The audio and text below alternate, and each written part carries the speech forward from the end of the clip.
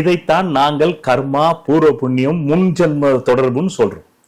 இப்போ இந்த வாய்ப்பு விஜய் பிறந்த அந்த 22 ஜூன் 1974 மதியம் 12:05 சென்னையில் 50 குழந்தைகள் உறுதியாக பிறந்திருக்கும் இல்லையா?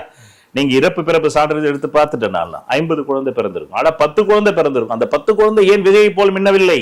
ஏன் கலைத்துறையிலேயே மின்னணும் இல்ல? இவர் தானே கலைத்துறையில வந்தாரு. அப்ப நமக்கு கமெண்ட் போடுறவங்க என்ன கேட்பாங்க? நான் எதுக்கு வரல, எனக்கு கொடுத்தா 10ல புதன்.